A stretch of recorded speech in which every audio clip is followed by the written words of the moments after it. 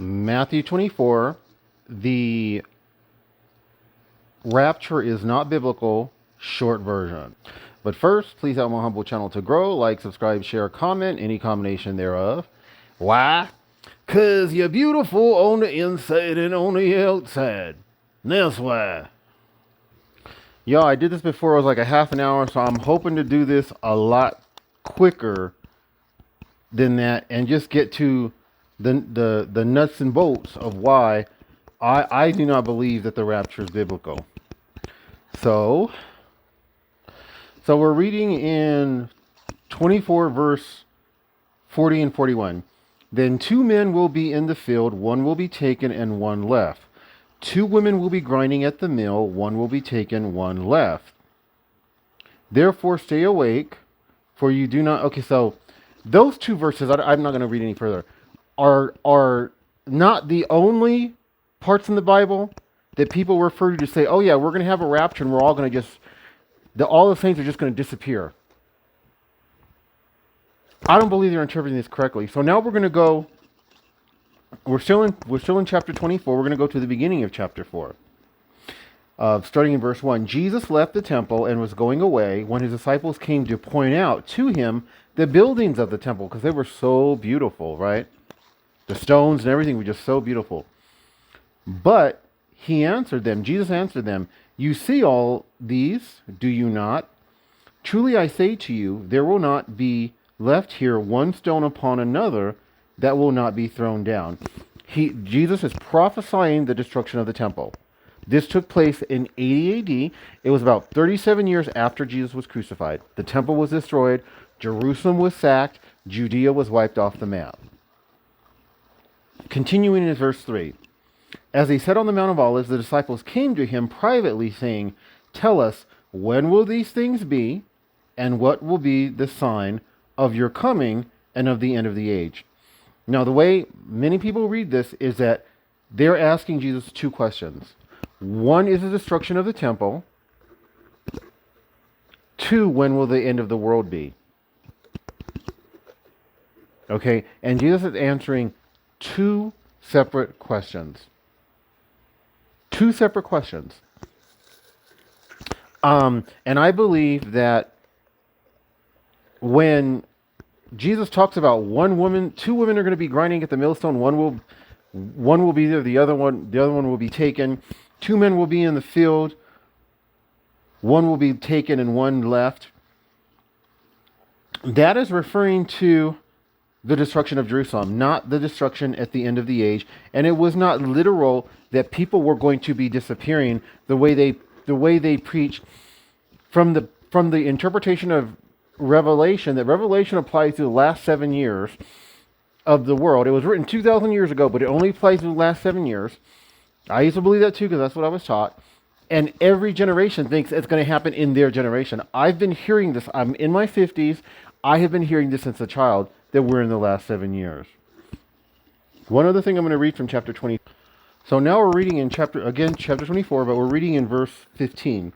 So when you see the abomination of desolation spoken of by the prophet Daniel standing in the holy place, let the reader understand.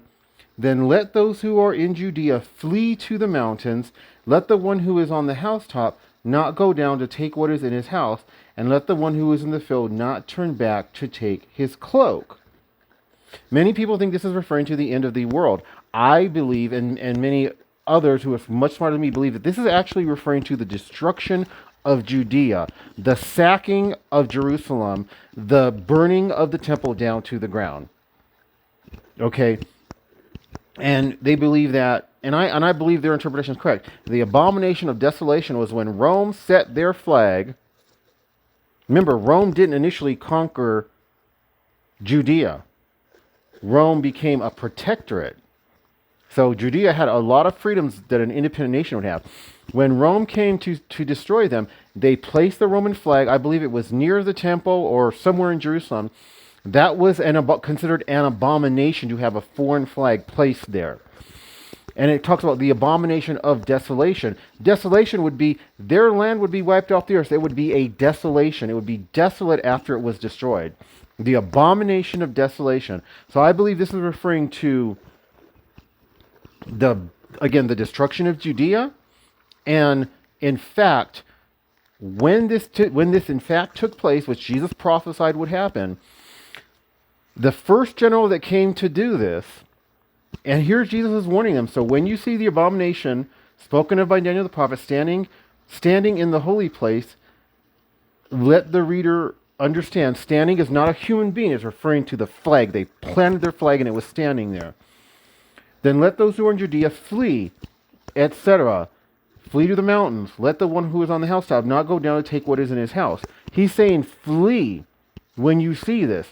The first Roman general that came to do that, God put fear in their heart. So they saw the abomination of desolation, but that Roman general retreated.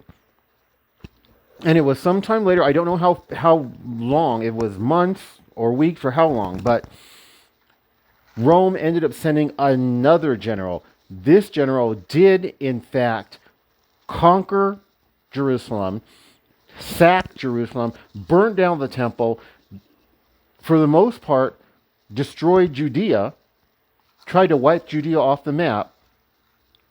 But guess what happened? Because Jews at that time understood what God was saying, specifically what Jesus said, specifically born again Jewish believers who believed in their Messiah, believed in that Jesus, Yeshua, was in fact Yeshua HaMashiach, Jesus the Messiah. When they saw the first flag and they saw the general retreat, they all left Jerusalem. They all fled. Just like Jesus said, then let those who are in Judea flee to the mountains. They all fled. There was not one person who believed in Jesus who lost their lives in Jerusalem for that reason, because they fled. So when it talks about two women will be grinding at the millstone, one will be left, one will be taken. Two men will be in the field, one will be left, one will be taken. Well, Jesus said they were all to flee. It was not that they would literally disappear and vanish in a moment, but they would quickly leave. They would flee, and then once they fled, there was a period of time between the first general and the second general that came and actually did destroy Jerusalem, where now two women who would normally grind together at the millstone, one's going to be left, and one fled. One was gone. It wasn't literal, but it would be almost like as if they vanished. Two men who might be working the field on a regular basis, one would remain, one would be gone, because the one who believed in Jesus fled. They understood this.